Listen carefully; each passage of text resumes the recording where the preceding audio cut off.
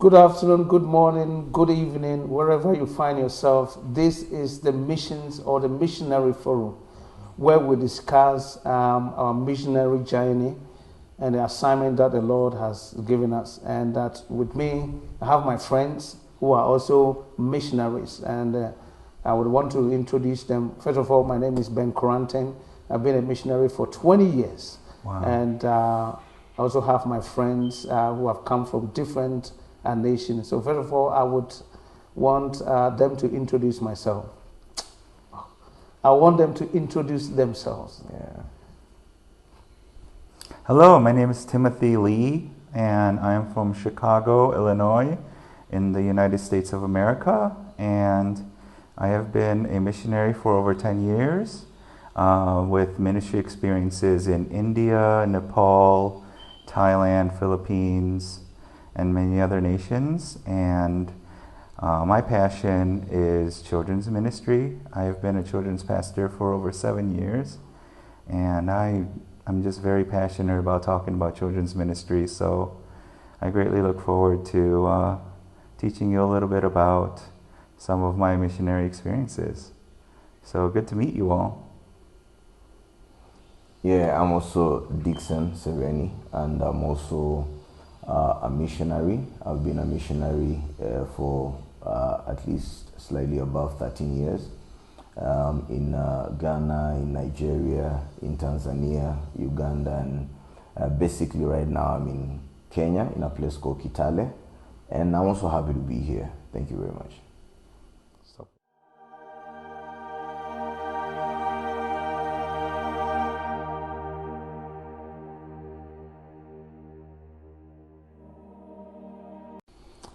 The question is, how does one become a missionary? And in my own journey, I found this question very fascinating. I joined a church in London, and my intention was not to become a missionary, but it was a time that Bishop Darky Knows came around to have a camp, and he talked about sowing seeds, taking the gospel to the entire ends of the world. And the way he related his sermon to all of us, it really caught my attention. And there was one particular person that I knew in the church who had gone on to become a missionary in Cameroon. And I thought that if this guy has been able to go on to this African nation to become a missionary, I think that I can also become one. And so we had a series of teachings. And the short of it is that I ended up coming to my first mission in Uganda about 20 years ago. And from Uganda, it is my missionary journey taking me to Kenya and to Congo, Kinshasa, to Lusaka, Zambia, and then back to Uganda, and this time around in Entebbe. So I have been on a mission field for 20 years, but this is how it started. So I'm going to pass on and ask the same question to other missionaries. How did they start? Who nurtured the vision to become a missionary? Pastor Tim. Yes, thank you very much, Bishop. When I was a young boy, over 30 years ago, I was watching the Billy Graham Crusades with my parents. And Billy Graham ended up being one of the most influential and inspirational missionaries that I have ever seen in my life, in my childhood. And it was through him that I was inspired to tell my mother, after I watched the crusade video, that Mom, when I grow up, I want to be like Billy Graham, and I want to go into every nation in the world, and I want to preach the gospel, and I want to save millions of souls. But after a while, I forgot the vision, and I forgot about my calling and my dream of being a missionary. But then I remember my final year of seminary, I was required to do an internship. And so I went to my current home church, and I was working with my current senior pastor, and he told me during the internship that that my only requirement for you is to follow me everywhere I go and do everything that I tell you to do. Wow. And when I did that, he told me, the first thing that he told me was, in January, you and we are going to a mission trip to India, and it is not an option. You cannot say no. You will be going to me. And I remember I was just extremely nervous about it, because I haven't been on a real mission trip in a very long time. But when I went there, during the first meeting, when we were doing prayer ministry, I was laying hands and praying for people, and I saw some of the most incredible miracles and signs and wonders.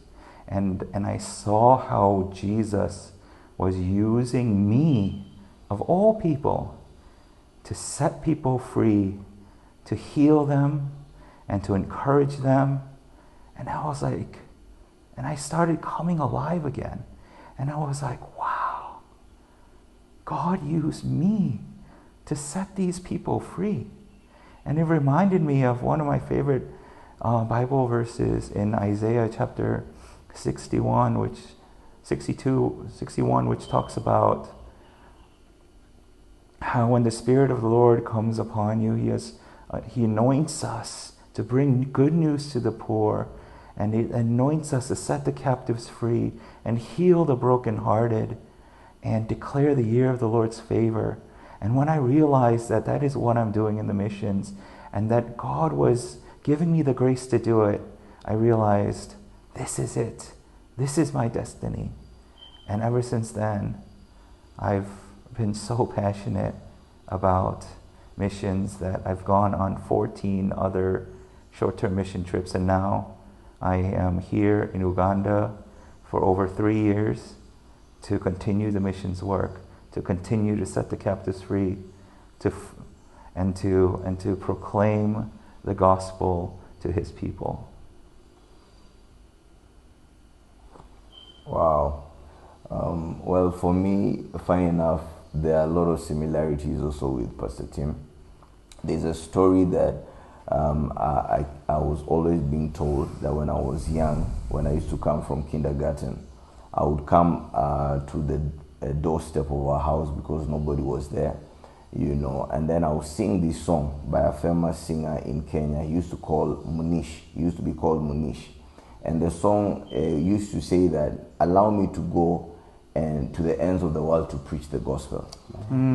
So I think it was inside, but I didn't know it. So God allowed me to pass through a lot of good hands. There is my Sunday school teacher, Pastor Morris, and then I went on to meet another great man of God who was called Apostle Kangang. He taught me how to pray and things like that. And then I ended up in the hands of a great missionary who's actually seated next to me, that is Bishop Ben.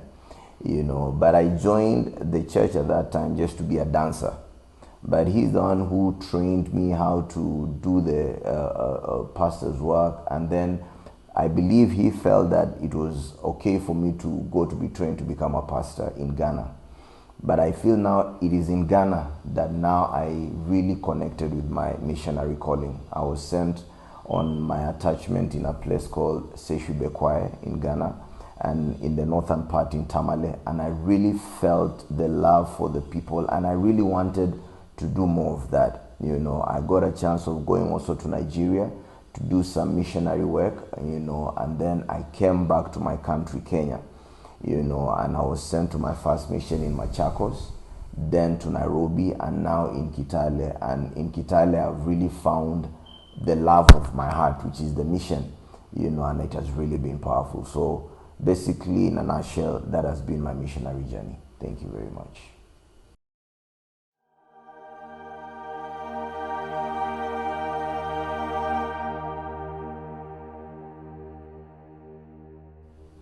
So what are the challenges in the mission field? That is a question for us. Challenges that one is likely to face when you take on the missionary journey. I can say that for me, it was the ties, you see that the ties that you have with your family, it seems that you are cutting that ties off. And it's very painful. Your brothers, your sisters, your mom, your family, your friends, your circle of friends, people that you've grown with, up with, and it's like going to an unknown place that you don't know what is going to happen. So that aspect, it's really mind-boggling that what is going to happen to me when I go into this place? Would I be received? And then there's the other one, which is, and there's something that every missionary faces, that of finance, money. How am I going to be supported? Yes. And am I going to look for a job? What is the shape and what is the mission going to be like? And then you see that once you come into the mission, for people would contact you here and there, but after some time, after 2-3 months, everything is silent. Nobody remembers you again. And it's like you're on your own. It's the dying process in the missionary field. And that is also the point that you learn how to draw closer to God. Because then you don't have anybody. You don't have your circle of friends. You don't have people who call around that there is a party here, there is this, and all that. So you are now thrown into the field with the people you don't know, people who don't look like you, people who don't eat like you, people who don't, share your same interest and all that. Now you have to foster relationship with them. I would say it's a challenging and also an opportunity to learn different culture, opportunity to learn how, people on the other side, could be other side of the ocean, how they live. And to me, it's a challenge and also an exciting, opportunistic moment for me. So that I would say that these are few of the challenges that I went through initially. Definitely, thank you. I agree with a lot of the different things that he was talking about, but I think one of my greatest challenges is the culture shock of it all.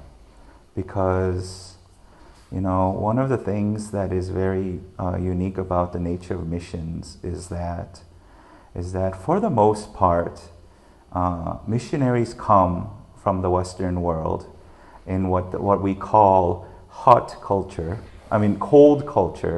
which is a culture that values the task and time over the people. It's just a very, very simple explanation of it. But then the mission field is typically the warm culture, which is defined more by people-oriented, and it's a lot more laid back, and it's a lot more open and free.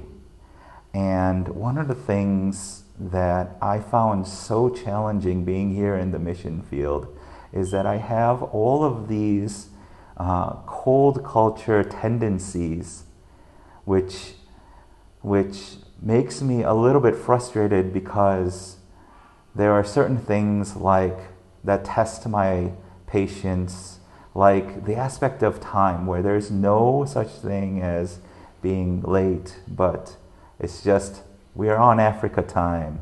So when we want to say that we're gathering at noon, and sometimes the person ends up showing up 30 minutes even to an hour later, which is completely unheard of in any American situation. And so just trying to learn that this is not the Western culture. This is Africa. And so I find it that I need to constantly be reminded by Bishop or by some of the other missionaries here that, Timothy, relax. This is Africa. TIA. Just go with the flow. You don't need to be so uptight about everything as if this is America. And so just trying to adjust my flow to a more warm culture has been one of the greatest challenges for me here in the mission field in the short time that I was here. Wow, that's awesome. For me, I think when the Bible says that there is no temptation that takes you apart from that is common to man, I think it's so clear, because it's like they were talking about my challenges. You know, for me, I think the main one was the language barrier. Yeah, because my that's a good one. Yeah, That's a good one. Yeah, because the first time I was sent to, like, in Ghana for a mission, it's so funny when you are an African and you are sent to an African nation as a missionary, because they assume because you are the same color as them, you should be able to speak their language. So they'll just speak to you in their language and you don't understand it, and they expect you to understand. And it was not easy. It took me a while to really, you know, just flow and be happy and smile when people are laughing about something I don't know. You know. Yeah. You know, but it was amazing. It was a blessing. And again, also as Bishop Ben has said, finances. You know, yes. it can really, you know, sometimes you get support when you're going, and then after some time, as he said, you know, it's like it goes blank.